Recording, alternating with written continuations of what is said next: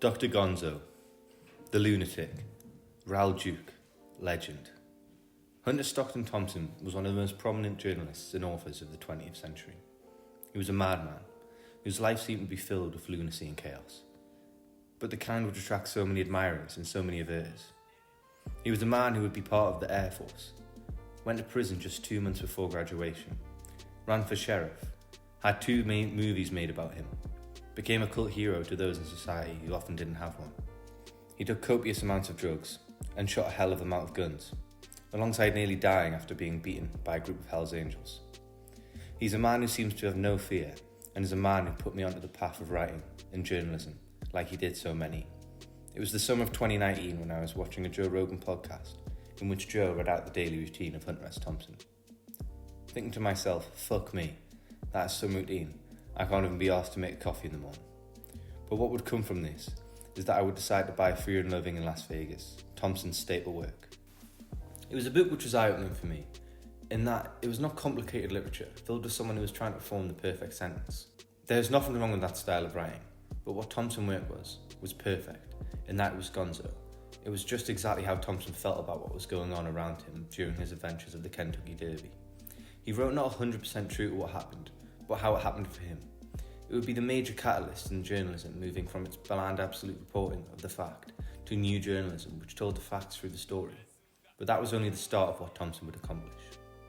What kind of a peace do I mean, and what kind of a peace do we seek?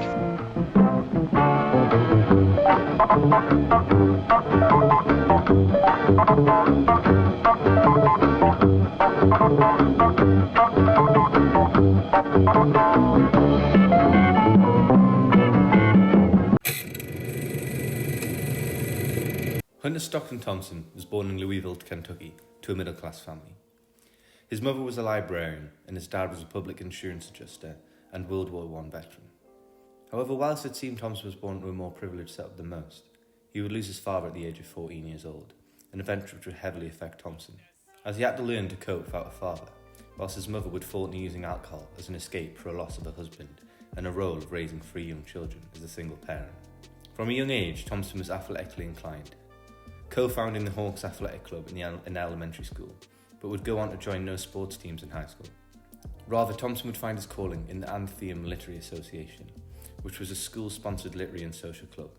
It was often formed from people from upper classes of the city. Thompson would contribute articles and help with the yearbook.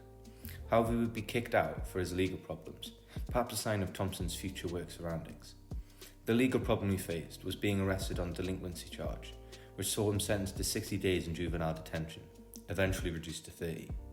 Though this caused him to be unable to take his end-of-year examinations, and so he did not graduate, instead ending up enlisting for the Air Force. This would see Thompson's first push into the world of journalism. Oddly enough, he would become the sports editor for the A-Line Air Force Base's newspaper.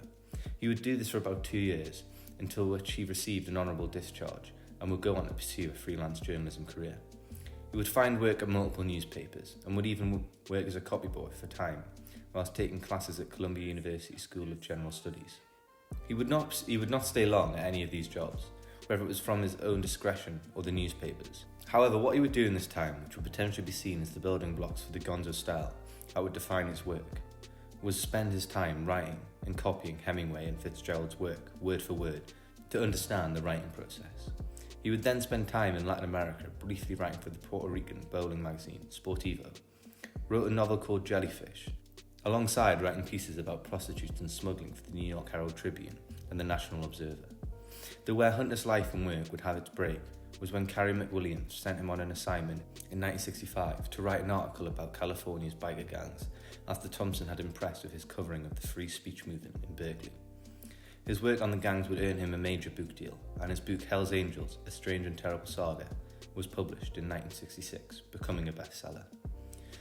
Thompson would then spend time in San Francisco, enjoying the hippie movement and all that was happening there at the time, hanging out with the likes of Allen Ginsberg and Jefferson Airplane.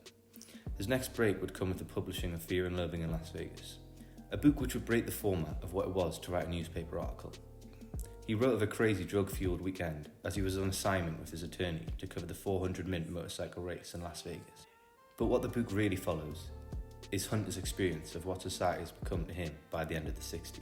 There's commentary on police, the illegality of drugs, and overall society as Thompson sees it.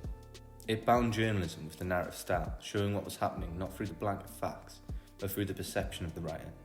It was the birth of Gonzo Journalism, though we'll talk more about that later. Thompson would go on from this to continue to write articles for the Rolling Stone, gaining a fixation of hatred towards Richard Nixon and what he represented of society. This would culminate with his book Fear and Loathing on the Campaign Trail, a book widely considered one of the best campaign books of all time. He continued to be a very prominent commentator on politics, and would even run for the Colorado Sheriff Department in 1970, losing by a shallow margin. Though Hunter would be seen as a crazy cultural figure for the rest of his life, it seemed from interviews that he felt very overshadowed by what people believed him to be, with people forgetting that he was just a man, a father and a husband, as well as one of the most influential writers of the 20th century. Hunter Stockton Thompson would take his own life on February 20th, 2005, with his ashes being fired out of a cannon on the mountains of Aspen. In 1970, Thompson wrote an article titled "The Kentucky Derby is Decadent and Depraved" for Scablands Monthly, and it would be the birth of Gonzo Journalism. He would be paired with an illustrator named Ralph Steadman, who would create expressionist illustrations out of eyeliner and lipstick for Thompson's work on this piece, and many to come, with illustrations being seen as just as vital to Gonzo as the writing to some. The piece, however, was not one of great pride for Thompson. In fact, it came after he had gotten so plastered with drink and drugs that he just wrote some part of an article and sent it alongside his notes. What came from this was a piece which didn't reflect the Kentucky Derby in its natural form, but through the people and atmosphere around it. Thompson felt he had lost any credibility by sending this piece in, believing he would never work as a journalist again. Instead, what happened was Gonzo Journalism was born. He gained some notoriety for the piece, but most notably the name Gonzo, as Bill Cardoso of the Boston Globe stated to Thompson that the piece was totally Gonzo. After this, Gonzo Journalism was born, and Thompson ran with it. It would come to its recognition in Thompson's Fear and Loathing in Las Vegas, where Thompson wrote of a drug-fueled weekend with his attorney more like a piece of fiction than it was a novel. What Thompson did was show the breaking down of the American dream as he saw it, through the chaos of that weekend, showing the reality of modern life, the increase in drug consumption, and all the craziness involved alongside the deep introspective, often lunatic-esque thoughts. What Thompson was doing was showing the truth through sunglasses which were not blocking the sun out the way a normal pair would. Thompson, however, himself did not claim that he was the first person to do such a thing. When writing Fear and Loathing in Las Vegas, he constantly referred to Jack Kerouac's On the Road, seeing it as a green light that the two men in the car scenario could be journalism. But most notably, and what sums the Gonzo philosophy for me, is what Thompson wrote in The Great Shark Hunt, saying that he was inspired from William Faulkner's idea that great fiction is the best kind of journalism. Reading the Gonzo style allows the reader to be so encapsulated in the thinking and philosophy behind the text that they wholeheartedly grasp the topic, the message, the spirit, the everything of what the writer is trying to say. That's Gonzo.